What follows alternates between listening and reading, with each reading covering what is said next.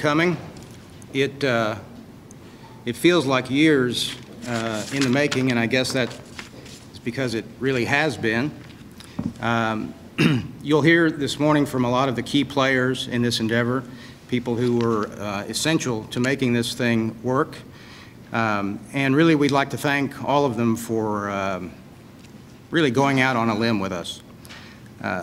I'd also like to thank my colleagues, John McDonald and Mike Utz, especially Mike. Without his conviction and his persistence and perseverance, we simply wouldn't be here today. He's worked on this literally for 6 years now in the making. Our interest in this project arose originally from the fact that here at Boulevard, we use a lot of glass. And we have seen ourselves for some time really as part of the problem. Each year throughout our territory, we sell beer in more than 25 million glass bottles. About 10 million of those this year alone will find their way into metro area landfills right here in greater Kansas City. And that, frankly, bothered us. The story of Ripple Glass is long and convoluted, but at heart it's really pretty simple, and I'll try to boil it down for you briefly. It starts with the idea that it is better to recycle and to reuse glass than to bury it in a landfill. Now, that may seem self-evident, but for some people it's not. The reasons, briefly, are that glass requires raw materials, energy, and labor to manufacture. When you throw those away, they're lost forever. If you reuse those, you can recapture significant portions of all of those ingredients. Glass also has a unique property in that it can be recycled endlessly with no loss in quality. When you make new glass or fiberglass out of existing glass, you use 30% less energy, and you save raw materials, mining waste, and you dramatically reduce emissions into our air and water. Right here in Kansas City, there are big users of processed recycled glass, most notably the large fiberglass manufacturers.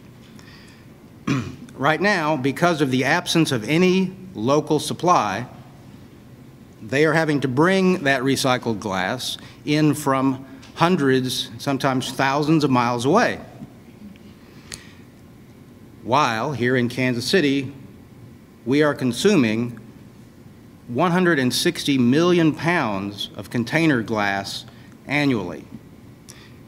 Of that, 95%, according to our best estimates, goes into area landfills. According to our research, that makes Kansas City among the 30 largest metropolitan areas in the U.S. last in terms of glass recycling rates. With a glass recycling rate of about 5% compared to a national average now approaching 30%. Well, why is that? It's really pretty simple. It's because there's no local processor.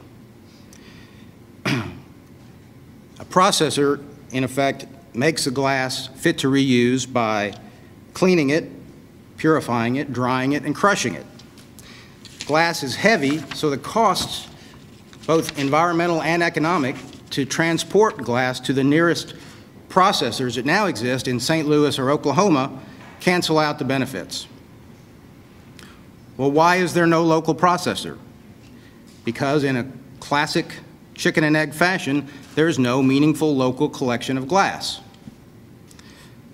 So to make this thing work, we realized that we just have to do both things at once. We'd have to simultaneously build a state-of-the-art processing facility while developing, basically from the ground up, an effective metro-wide collection network. To the best of our knowledge, this is really a first-of-its-kind effort. And frankly, it is a grand experiment. What we are doing is trying to build a conduit between substantial local supply and significant local demand where the two just aren't finding each other at present. Towards that end, we're nearing completion on a $3.5 million processing facility near I-435 and Truman Road. And just a couple weeks from now, the first week of November, we'll begin the first phase of our collection efforts by rolling out 60 large dedicated glass collection bins throughout the entire metropolitan area.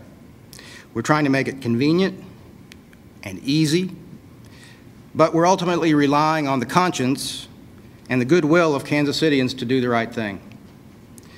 A brief digression. Many people say, why not curbside? Why don't you do it with everything else? And there's a simple answer to that really needs to get out. It's because glass breaks.